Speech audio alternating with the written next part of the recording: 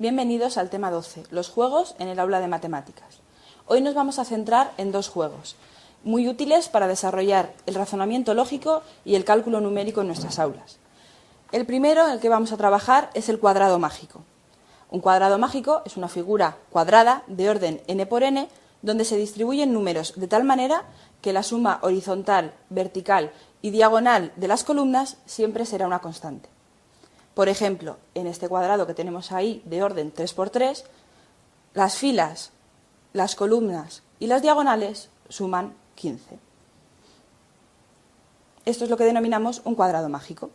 Veamos ahora cómo completar un cuadrado mágico al que le faltan una serie de números. Si nos dan este cuadrado mágico, lo primero que tenemos que hacer es fijarnos en la fila, columna o diagonal que tengamos completa, para poder sacar cuanto antes la constante. En este caso tenemos la diagonal principal, 5 más 6 más 7, el resultado es 18. Una vez que conocemos esto, podemos hallar los números que faltan. Nos vamos a centrar en la tercera columna. Tenemos 7 más 8, para llegar a 18 necesitamos un 3. Ahora vamos a centrarnos en la primera fila. Tenemos un 5, el 3 que acabamos de añadir, por lo tanto el número que nos falta para llegar a 18 es el 10. Ahora nos centramos en la columna del medio. El 10 que acabamos de hallar y un 6, necesitamos por lo tanto 2 para sumar 18. Ahora vamos con la segunda fila. Tenemos un 6 y un 8, por lo tanto necesitamos un 4 para sumar 18. Y ya solo nos queda el último número. Cojo por ejemplo la primera columna, 5 más 4, necesitaré un 9 para sumar 18. Una vez que hemos completado nuestro cuadrado mágico al completo, tendremos que comprobar que efectivamente las dos diagonales suman 18, puesto que las filas y las columnas ya lo hemos hecho nosotros así. La diagonal principal sabíamos que era 18 y la diagonal secundaria 3 más 6 más 9, 18. Las utilidades que tiene trabajar el cuadrado mágico en el aula son: consolidan la adición y la sustracción. De una forma lúdica y divertida, nuestros alumnos podrán repasar las sumas y las restas. Utilizarán estrategias de cálculo mental. Tienen que usar la lógica para saber con qué número es la constante y con qué números podemos trabajar para hallar el que nos falta. Tienen que buscar regularidades dentro de los cuadrados y además tienen que saber expresar verbalmente los procesos que han seguido para completar el cuadrado. Además de perseverar en la búsqueda de soluciones cuando no sean capaces de lograrlo a la primera. Vamos a ver una regla práctica para realizar cuadrados mágicos en un orden impar. Nos vamos a centrar en cuadrados mágicos de orden 3×3. Queremos crear un cuadrado mágico con todos los números consecutivos del 1 a 9, de tal manera que todas nuestras columnas, filas y diagonales sumen lo mismo.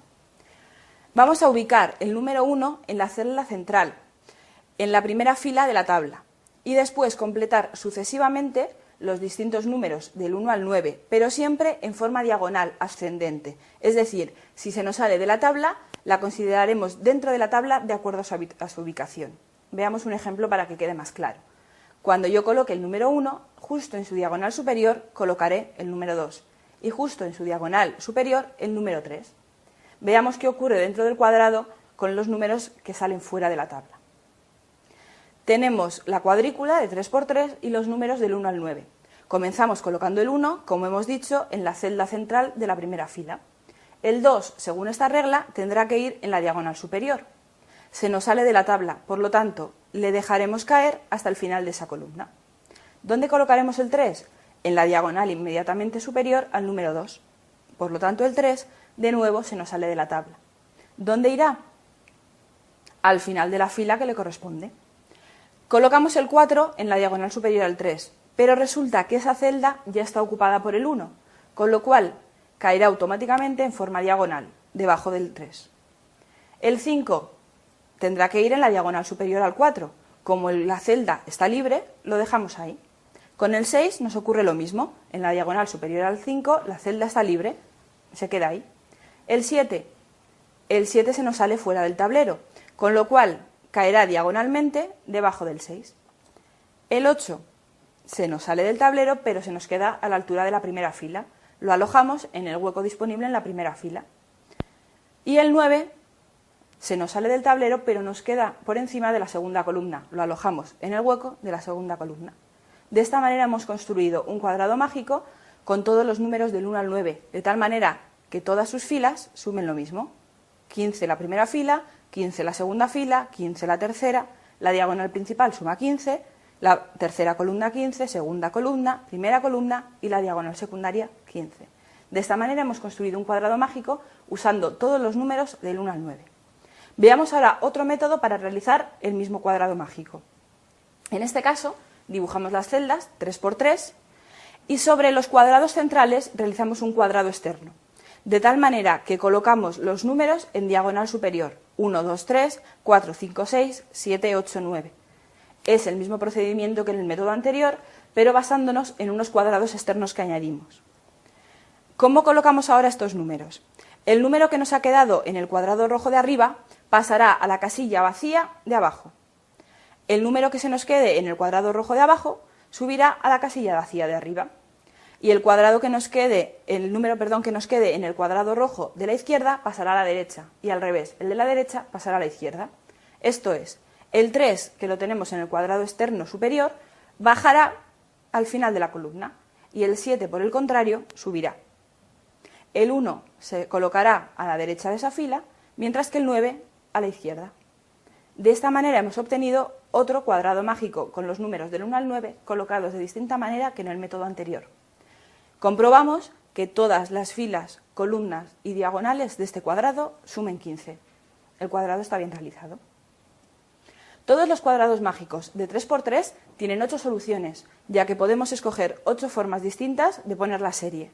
Este sería el resultado de comenzar los 8 cuadrados mágicos. ¿Cómo calculamos la constante para los cuadrados mágicos más grandes? 5 por 5, 10 por 10, 13 por 13.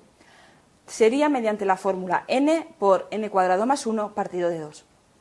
Por ejemplo, si hiciésemos un cuadrado de 5 por 5, la constante que tendrían que sumar todas las filas, columnas y diagonales sería 65. Mediante esta fórmula podemos saber la constante para cualquier número del orden de los cuadrados. Centrémonos ahora en las torres de Hanoi. Las torres de Hanoi es un juego matemático que consiste en 3 varillas verticales donde se encuentra un número indeterminado de discos que determinarán la complejidad de la solución. No hay 2 discos iguales, cada uno tiene un tamaño distinto y nunca se puede colocar un anillo superior sobre uno inferior.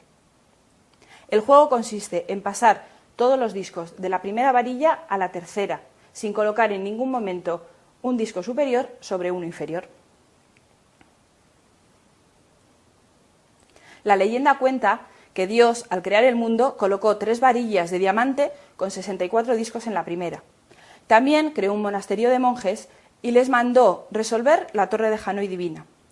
El día que estos monjes consiguiesen terminar esta torre, el mundo terminaría. Esta leyenda resultó ser un invento del creador del juego, un matemático del siglo XVIII que en aquella época se ganaba la vida vendiendo sus juegos matemáticos. Si la leyenda fuese cierta, ¿cuándo sería el fin del mundo? Pues resulta que para resolver una torre de Hanoi, el número mínimo de movimientos siempre depende del número de discos iniciales. Por lo tanto, si tenemos n discos, los movimientos mínimos necesarios serían 2 elevado a n menos 1. En el caso de los monjes, necesitarían 2 a la 64 menos 1 movimientos. Es decir, dentro de 585.000 millones de años acabaría el mundo, según esta leyenda. Vamos a ver cómo se realiza la resolución iterativa de una torre de Hanoi. Para obtener la solución más corta posible, es necesario mover el disco más pequeño en todos los pasos impares, mientras que los pasos pares solo existe un movimiento posible que no lo incluye. El problema se reduce a decidir en cada paso impar a cuál de las 2 pilas, a esta o a esta, moveríamos el disco. El algoritmo en cuestión depende del número de discos inicial del problema. Veamos cómo se resolvería con un número impar de discos. El primer movimiento debe ser colocar el primer disco en la pila destino. En cada paso impar se mueve a la siguiente pila, o a su izquierda, o a la pila destino si está en el origen. La secuencia será destino, auxiliar, origen, destino, auxiliar, origen, etc. Para 3 discos, el mínimo número de movimientos necesarios serían 7. Vamos a comprobarlo.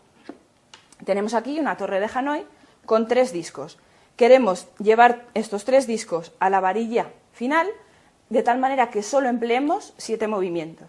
Estos 7 movimientos serán aquí el primero, segundo, tercero, en el cuarto ya llevamos la pila superior al origen, 5, 6 y en un séptimo movimiento tendríamos la torre de Hanoi en la última varilla.